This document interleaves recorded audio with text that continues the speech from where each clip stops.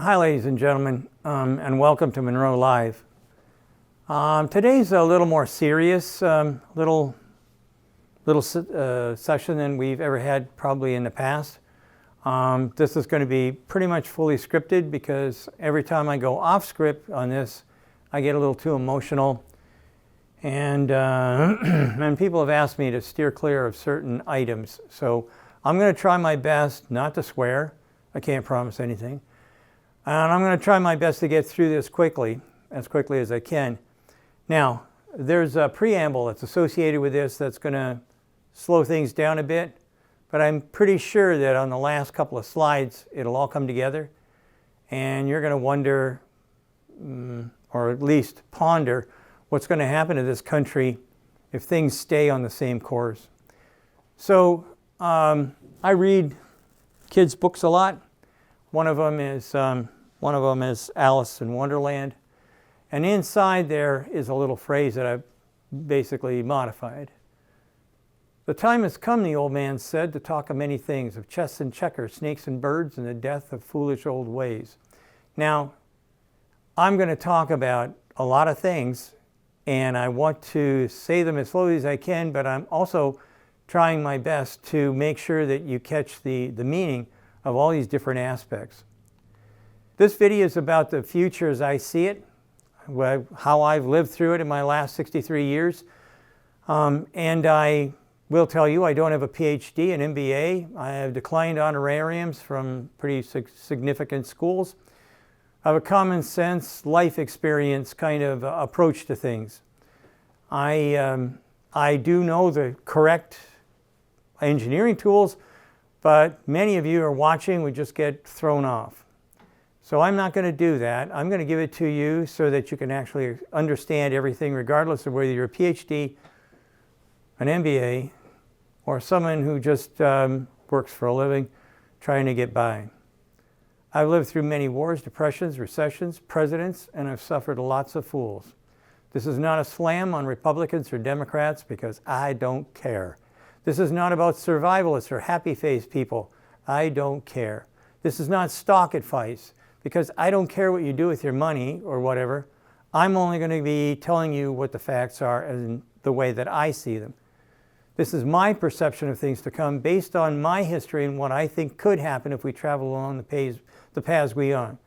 Okay, so here's a little something. I predicted most of the major problems that have happened in the United States.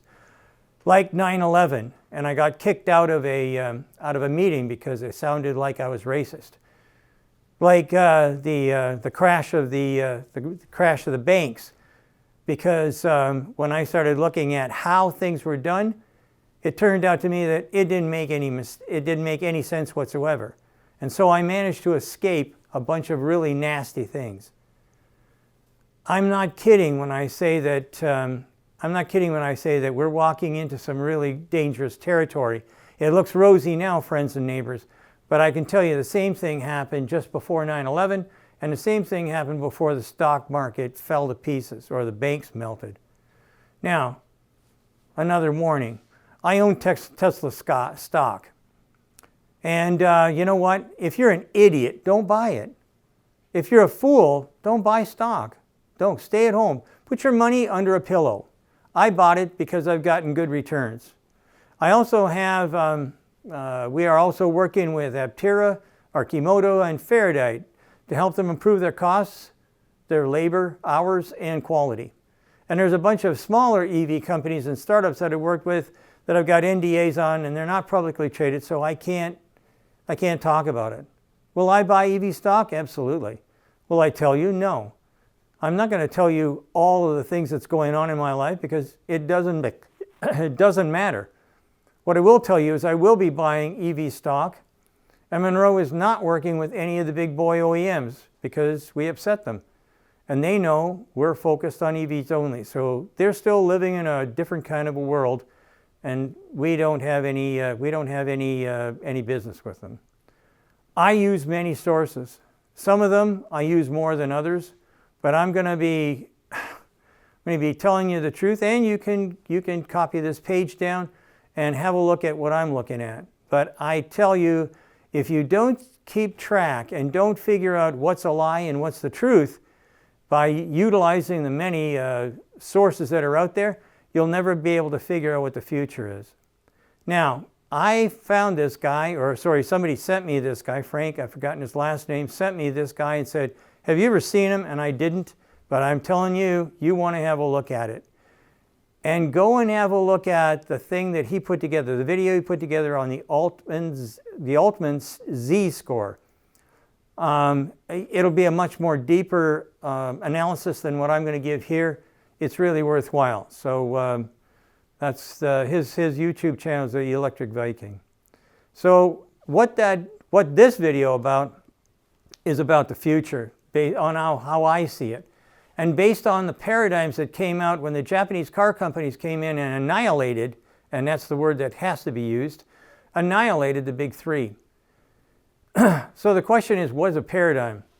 A paradigm is a set of rules and regulations that determine the way you think. If you have strongly held rules and regulations, but the rules change, you'll experience something called paradigm paralysis or paradigm blind, or the real term scotoma.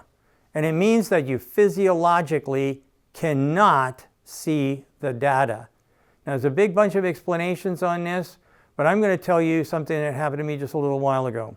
I was asked to drive a truck, a big rig. And I looked at the cab, and I looked at the front, and I looked at the controls, and I looked at everything. Then they said, want to drive it? And I said, absolutely. I jumped in, pulled away, thing was fabulous. Went around the course, pulled up in front of the the big factory, jumped out and noticed, then I noticed I was pulling a trailer. That's a scotoma. I only wanted to see what I wanted to see, and my brain blurted out everything else. That's a physical truck. That's a physical truck. And I blurted it out. What happens in concepts or ideas? Okay, so that's my example, but I've got another example that demonstrates things that show paradigm paralysis, and this is in the animal world. So it's a rattlesnake and a roadrunner. The rattlesnake says, chicken for dinner. And the roadrunner has a different paradigm. The roadrunner eats rattlesnakes for dinner. No rattlesnake has ever defeated a roadrunner that I know of. The roadrunner will come in, look at it, and move so quickly that the snake has no chance for escape, and then it'll eat it. Check it out. That's what happens when a paradigm shifts. The snake's been eating birds for years. It figures it's another bird, but it's not. And that's where we are right now. We think we're the tough rattlesnake, but in essence, there's a new bird that's coming in our direction. So, here's the deal. When a paradigm shifts, success in the old paradigm will block your vision to the future. When a paradigm shifts, everyone goes back to zero. Your past success means nothing when the paradigm changes. No one goes back to the old paradigm. So start thinking steam engines, stone tools, kerosene lamps, women's whalebone corsets. They're all gone forever. Want an example? GM and FEV developed a new 3-liter engine. How much does it cost to develop an engine? How long does it have to be in production before an ROI? Development is $1 billion plus, and payback is 10 years minimum. What did China do? They developed batteries for instant profit and future. How did they get to the point where they designed this crazy idea? Why? Who needs a new 3-liter engine? Well, let's take another part of that same organization. This is the LA Auto Show with an EV theme. There wasn't a single EV in there. GM promised 20 new EVs by 2023, and they brought 0 of that to the LA Auto Show. Now this is electric. Basically that there was nobody there. Nobody there. You can see a couple of GM guys walking around looking at their own prized vehicles, but nobody came into that area, not while we were there. So you can find Waldo or anybody else, good luck to you. GM marketing, I guess, didn't get the news. There were 3 engine cutaways and lots of ICE vehicles, but no EVs, no battery technology, no Mary, no President Biden, no people at any of the booths or the cars. Then we've got the president's pick, and yet GM is down 33%, the worst since 2009.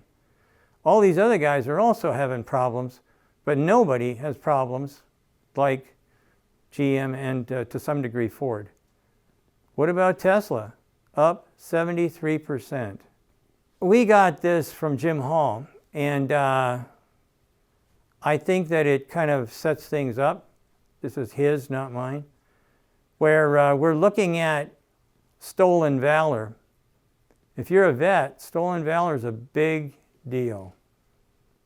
I have no idea what they're thinking over there, but if you want to have a lot more color on this topic, please watch Gally Russell. His discussions on Tesla and GM are, I never heard Gally ever swear before. He did here. So caution, this is a rough version of Gally when he's pissed off. So let's talk about checkers and chess. A checker player versus a chess player. The premise is basically all the pieces are just different. A chess player can easily play checkers, but a checker player has to have a long learning curve in order to learn chess. With checkers, everyone's the same. Everyone moves the same one square at a time. But who wins when a checker player plays against a chess master?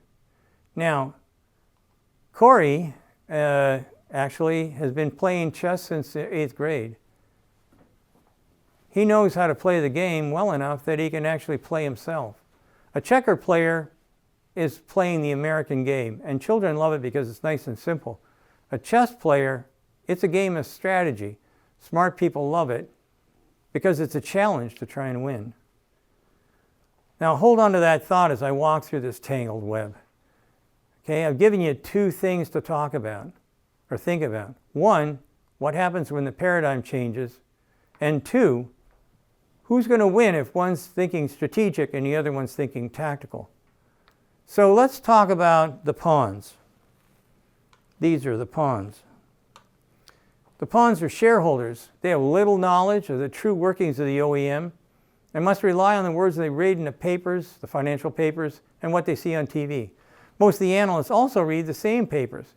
But to get to the gala of marketing events where the happy talk and the shrimp and champagne flows, they're obligated to kind of tone down the rhetoric if things are bad.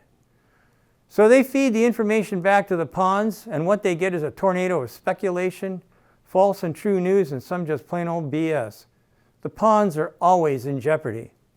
These guys right here, they're your first line of defense, your first line of defense to just basically to try and get to a point where you can use one of the more versatile parts to basically beat your adversary. Think of the rooks or the castles. That's these things here. These are called rooks. Some people call them castles, but they're rooks. And they're basically the assets, the inventory, the debt of the GM, of the OEMs. And just like in the real estate market, they can only go up and down and left and right, kind of like the market. Some things stay the same, some things go up, sometimes they go down. These assets and liabilities, they're the prospect. They bring the prospect of too big to fail. That's what comes to mind when you think of the assets. I believe the American people have had enough of save the hometown boys, and I think that assets will turn into malls or housing developments or parks, or what's similar happened in Pittsburgh when the steel mills closed. Just about anything you can imagine, including one of the jazziest parks I've ever seen in my life. I think that that's what's going to happen with a lot of the guys who right now are saying, well, you can't let us die. We're too big to fail. Bishops are the tiers. They move diagonally, okay? Any number of squares they want, they move diagonally. They're like the tier community, mostly the tier ones, because the OEM doesn't necessarily have to keep them. They're just, to the OEM, they're just a commodity. They don't care. Now, I will tell you that Edward Demings used to say that tiers should be your best friend. They should be your partners in everything you do. But that's not what you're going to hear from an MBA who will say, I can find a cheaper one, boss. At Munro, I have a phrase, don't save me any money. I can't afford it. We keep the same people all the time. I don't want to change. And the reason for that is because I know the enemy I know, or I know the OEM I know, or in this case, I know the Tier 1 that I know. I think the Tier 1 community will shrink to at least 50%. That's by 2030. And they will stay alive by insourcing. Tier 2 and 3 will have to work real hard to stay alive. Tier 3 basically may disappear. I don't see a lot of hope for that group, and I don't know how many people in Tier 1 are going to be able to move to make things happen. So I will tell you that during the last time we had something like this, I was in the machine tool world, and we dominated the world. The United States dominated the world in machine tools. But guess what? The Japanese came in with machine tools and they obliterated us, dropped it down to less than 10% of the formal market. The company I worked for, they didn't fail, because what we did as a team was to figure out what we could produce that the Japanese couldn't produce and do it cheaper than what they did. That's how we survived. The rest of the Tier 1s, I think, will get creative, develop products that will sustain them, but most are going to take get to a golden parachute or something like that and then run to Bermuda. They won't pay attention to what's going on over here. Then there's the night. I'll borrow this one. There's the night. This is a little bit of a bit of a leap, but to me, I look at the night as new technology. A new technology, maybe a new technology supplier that's continually dropping in when you don't expect it. Now, what's cool about the night, when you're learning how to play this game, the master will always tell you, watch out for the night because he moves in an L. In the OEM game, nights are constant pain because you get technology too early when you don't need it or want it. And new technology can kill your engineering career. In most politically minded engineers, they'll run from a new supplier with a good idea. In the big OEM world, you get promoted by saying no a lot. The engineer that does not stick his neck out, or does stick his neck out and tries to get a new technique or technology, which becomes successful, the OEM will probably wind up working for a new company. If you are a success with a new technology, the guy with a political mind will come and take things away from you, say it's his, and get a big promotion. If you hearken back to that little slide that I showed you, stolen valor, that's the way that things are done. The king is the OEM. He's the guy in charge, but he's slow to move. He can only move one square at a time. The king may be the center of the game, and capturing a king or putting him in checkmate, that is the ultimate objective. But the king, unfortunately, is not very nimble.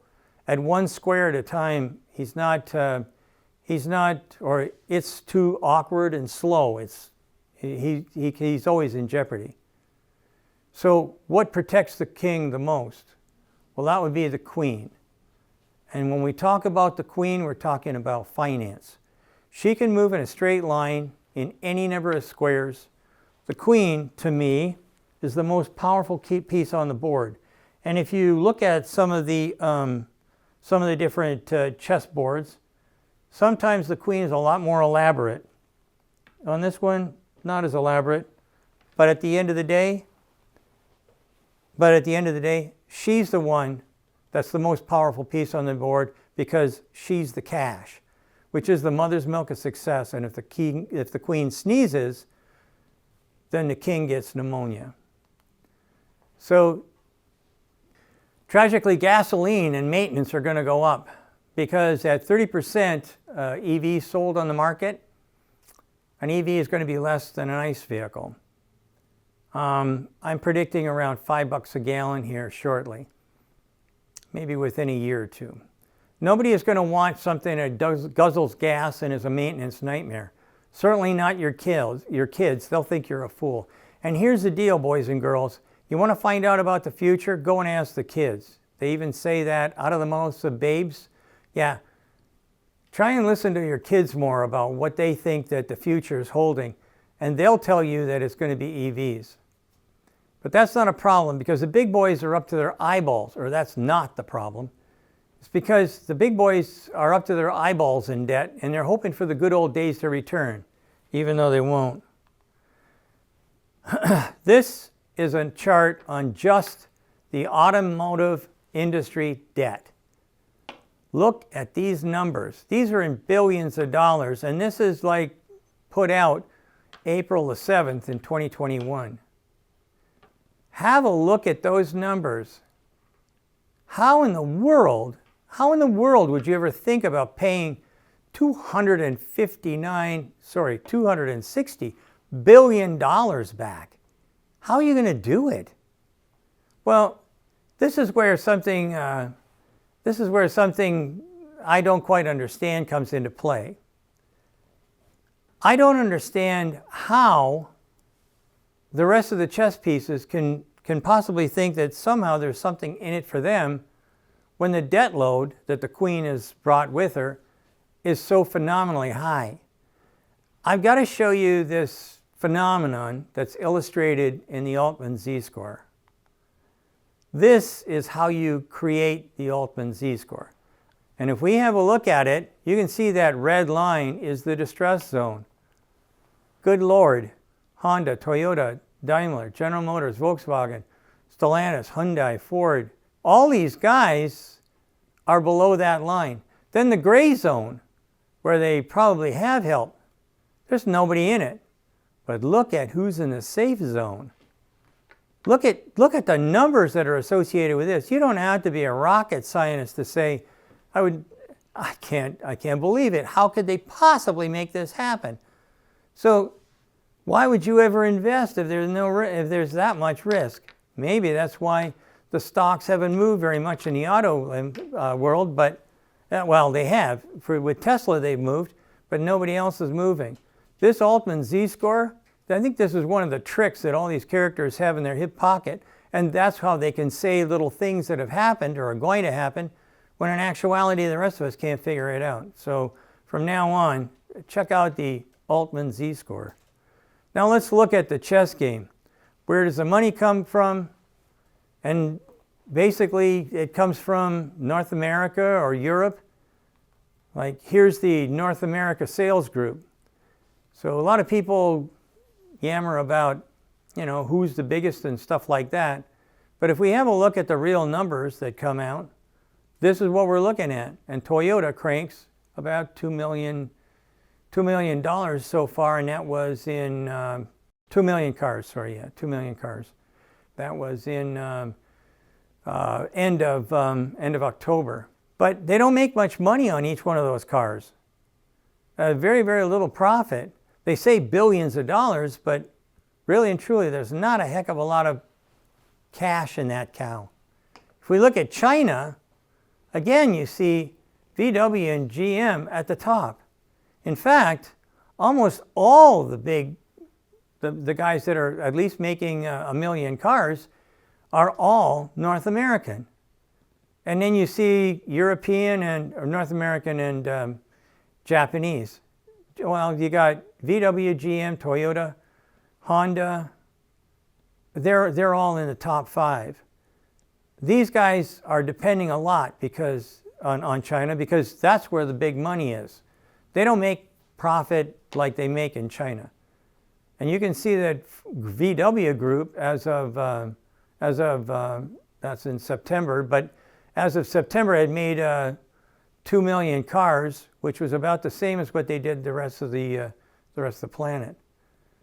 So we look here and we look at the 10 global OEMs in mass production. And when we look at their forecasts, this is from LMC. And quite frankly, It looks to me like Toyota, Volkswagen, Renault, Mitsubishi, they all look like it's going to be rosy traveling ahead.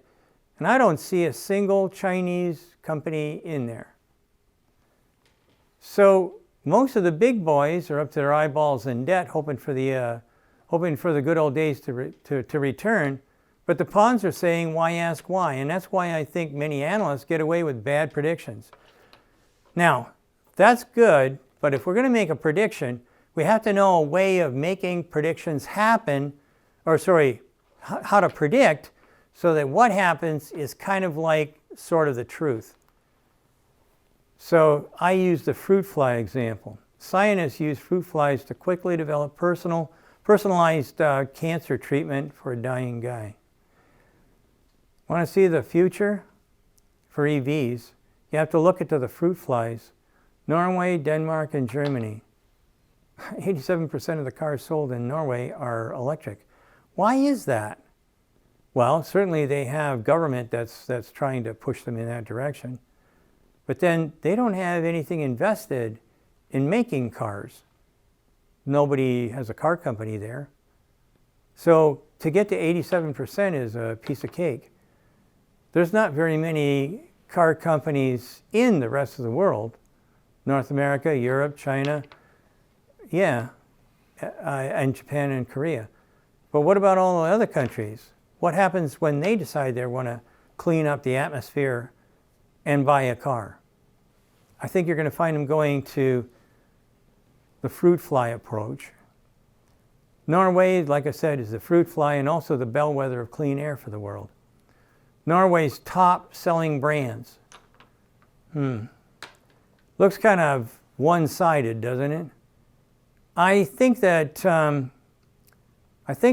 Tesla's winning right now, but I don't see enough color in this slide here. I don't see, like, what happens when China shows up to the party with well-made cars and a much cheaper price. What's going to happen to these other guys? Norway has no real attachment to VW or Hyundai or anybody else for that matter. They seem to like Teslas a lot, but at the end of the day, what happens when China shows up? And then the one that just totally blew my mind was when I got this, and it said that 30% of the new cars registered in Germany are EVs. That's a pretty big deal. So let me try and pull the strings and tie a little bit closer together. The Chinese curse is, may you live in interesting times. Interesting times usually that the rules or the paradigms are changing. It's like showing up at a football game and you're dressed for a baseball game. It's going to be tough. You're not going to win. The football rules and the baseball rules are different, and that's what I think is coming down the pike. And the reason why is because of this huge growth in China. That is a big bunch of red lines there. They're selling cars at a ferocious rate. Norway may be the fruit fly that predicts the future, but China is going to be the EV giant and the industry powerhouse. China manufactured and sold sales up to 12 million units. That's a staggering amount. Sales in the first half of 2021 increased by 25.9%. That kind of change in the sales is kind of like what we saw a long time ago, when the Japanese came to the United States. The last time, like I said, I saw growth like this was in the 1970s. And the country that we basically totally palmed out of existence and had the reputation of it was made in Japan, it was Japanese junk, they were despised by the propaganda that came out of World War II. I remember watching on TV how nasty the Japanese were, stabbing people, shooting up our boys and all that other stuff. But then, in about 10 years, they achieved pretty much world dominance for the auto world. Now, in order to make this really work for us, we have to go back in time. So where else would we go but to Rocky and Bullwinkle and the Wayback Machine? Now, here we are aboard with the Wayback Machine, and you can see that Sherman is asking Mr. Peabody where they're going to go. And Mr. Peabody says, Sherman, we're headed to 1963, when GM had 50% of the market and Toyota had none. And there's a little Wayback Machine showing you that GM truly did have 50% back then. They were shooting for 60%. Gee, Mr. Peabody, that was amazing how fast the OEMs lost their mind and the market share. And Mr. Peabody says, yes, now we are going back to 2021 to get a chance to watch all this stupid happen all over again. I love MBAs. GM's estimated market share has spiraled to 13.3%. Toyota's market share is 14.5%. How do you go from 50% to 13%? It's very, very simple when the paradigm changes. Nobody wanted a big, giant, sloppy V6, V8. They wanted a 10 or a 12. And the next thing you know, we got our oil cut off from the Arab states. And we didn't have any way of producing enough fuel. And there was big, giant lineups. So what did everybody do? Well, they cashed in those great big giant monsters and they bought small cars that were really well made. And when they bought them, they found out, hey, the maintenance is going to go down because the quality is better. They did in Japan rather, what we used to do in the United States, but was thrown out. It was thrown out by the whiz kids who said, production is king. Push them out and the people will buy them. Well, maybe there was a mistake there. But let's go one more step. The Wayback Machine can also go into the future. Mr. Peabody, can we go into the future and see what's going to happen for GM and the whole gang in 2030? And Mr. Peabody says, yes, but on one condition, Sherman, you must not poop your pants. You know how I don't like cleaning up after you. In 2030, the players are going to be much different than 2021. China will be the biggest market, and many of the current big fish will be either smaller or gone. It's not hard to figure out. All you have to do is look at these graphs. Thanks again to LMC. These guys seem to have a good grip on the way things are going to go, and so I appreciate their efforts. But have a look here. These guys are dropping 20%, 30%. But look at Tesla. They're going up 300 to 400%.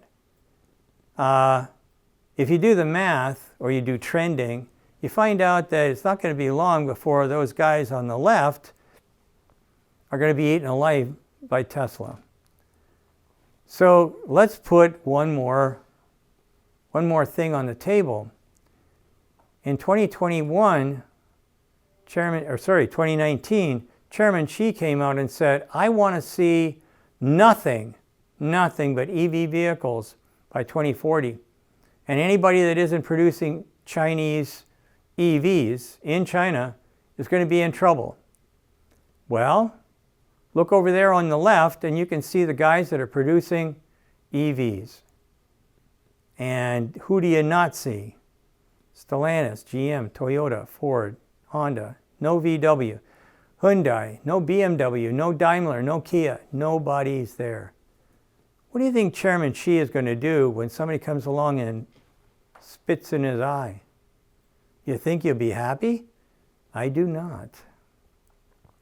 Tesla wins this race hands down.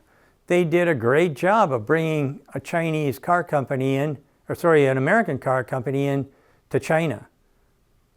Dare I say, leading the way. Now, for one of my favorite slides as to what's going to happen in the marketplace comes from Connect the Dots. Now, I don't agree 100% with all of the stuff that they've got, but you know what?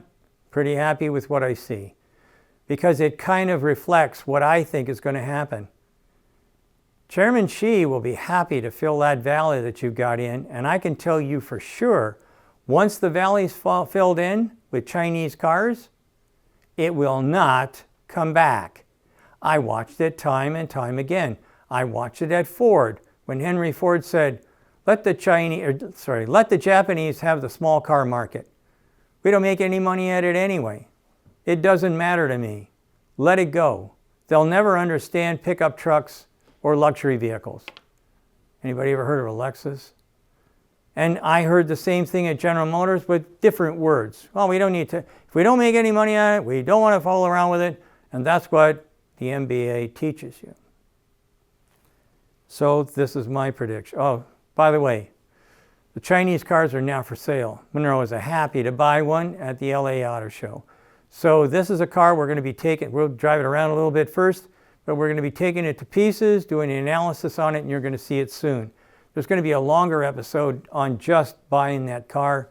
We were ecstatic to be the first one to buy a North American car off these guys. So thanks to all of the efforts and whatnot that were put in, and I'm glad I had a $100 bill in my pocket. So somebody spotted it. SARHS. I don't know what that is, but oh, there he is, Mark Hamilton. So Mark Hamilton spotted us, and he put this up on, what is this? Twitter. So he put this up on Twitter, and that was the first time that anybody had spotted us. And when we do that, we'll be taking it apart and showing you what's going on. Now, this is my prediction into 2030. There's still ICE vehicles around, but most everything is a hybrid or an EV by the time we get to 2030, which is different than some of the other people are predicting right now. I said the 50-50 point would be in 2028, and that easily shows up here. So I'm going to take that valley of death slide, and then I'm going to take my own shot at things. And if we look at what the red is, that would be Tesla, who's had products in the marketplace, but in essence, they're minuscule. And then as you show, it'll go from out to 2030, they're looking at maybe 20% of the market share. The Chinese will have at least 25% market share. The other guys are going to be crammed into that lower section somehow, trying to figure out what happened. Okay, so let's look at the top 10 in North America. My prediction for 2030. I think China is going to have about 26%, Tesla 21%, Ford at around 8%, along with Toyota.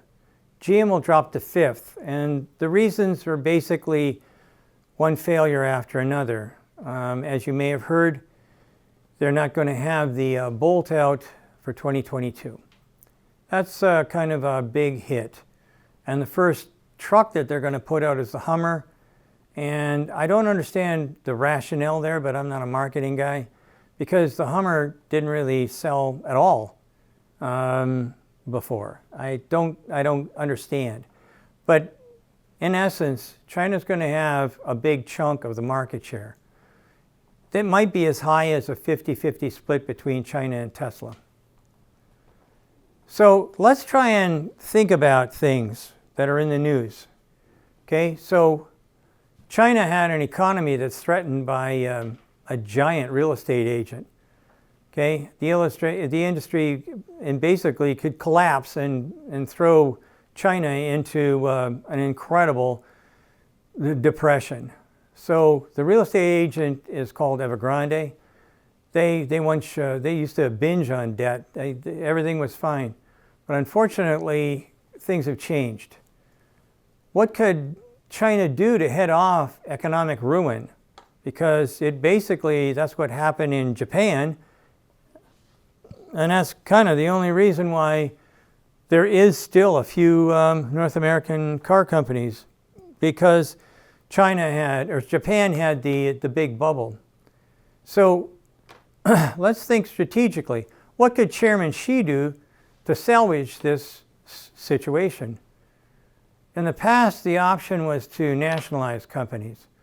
So let's say he nationalizes Evergrande.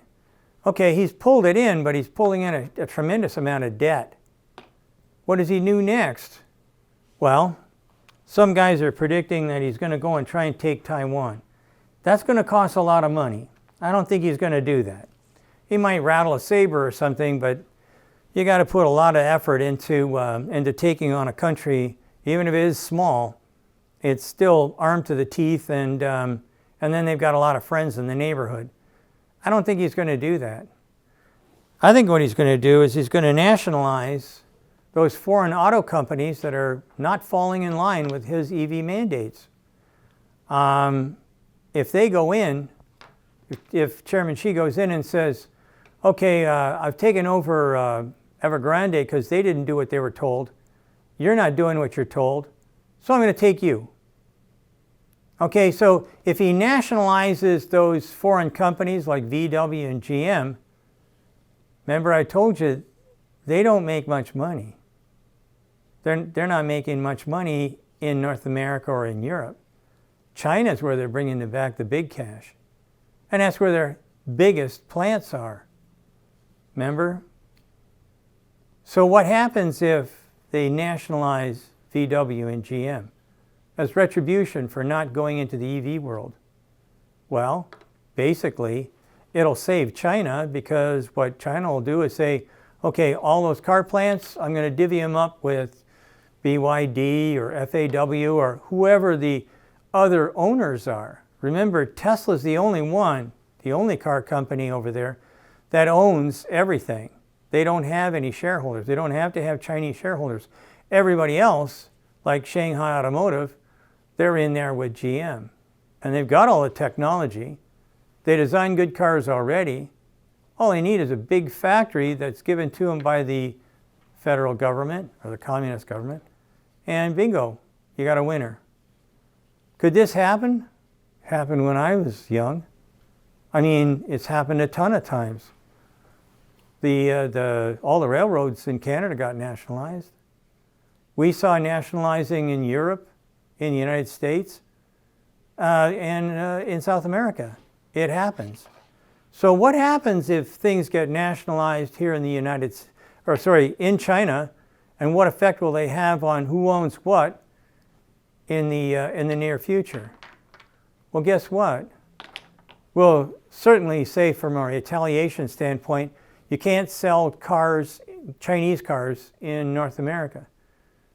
If that happens, Tesla gets 35%, Ford gets 10%, Toyota gets 10%, Hyundai gets 8%, Honda gets 7%, Nissan gets 5%, and then you've got newcomers. And there's going to be a ton of newcomers. These new entries are going to be exciting. People are going to want them. Now, a lot of people are going to look at this and say, oh, that's baloney. That's baloney. Oh, okay, fine. Let's talk turkey. Tomorrow's Thanksgiving. Let's do what Americans do. Forget everything I told you. Watch football. Drink beer. Eat turkey until you're comatose. And as the great philosopher Alfred E. Newman said, what, me worry? No, I don't think so. Do these Indians here look, these native peoples here, do they look like they're worried? Yeah, they're sitting down, eating turkey, being fed by foreigners. There's a hidden message there somewhere. If you like this picture, I bought one just because it's so dramatically attached to this whole deal. When the paradigm changes, when a paradigm changes, everybody goes back to zero. There are a lot more Indians and native people here in the United States than there were whites or blacks or Chinese. Now that's been totally reversed. I say, I'd like you to say a prayer for the United States, because we're into some really tough times. And these tough times are going to make life around here look like maybe we're eating the turkey, sitting in a little group on some provided pillows. Kind of a sad ending, but something that you should ponder. By the way, there is another option that could happen, and that is if the Chinese guy in charge decides to take things over and say, I don't want to move one square at a time, I want to move all over the place, then you got a serious issue. Taking over all those car companies is one thing, But once he's done the car companies and he's got a load of money in the bank, what's to prevent him from becoming an isolationist or maybe a world ruler? Anyway, have a great Thanksgiving. Thanks. Bye. Thanks for tuning in. I really want to recommend that if you're an engineer and you happen to be working at a big OEM or a tier supplier and you know anything about batteries, electric motors, electrification in general, or just like being an engineer, Munro has places for you. And by the way, when I say engineer, I'm not talking only the guys with a sheepskin. We have a lot of people at Munro & Associates that are either good technicians or what we call non-degreed engineers. We're looking for people with talent and experience and a dedication to hard work. I don't really need someone who's looking for that big promotion or anything else. So please consider it. And if you look below, you can see that what you want to basically tag into is hr@leandesign.com. Thanks for tuning in. And hopefully a couple of you might become a member of that team you see in the background. Thank you.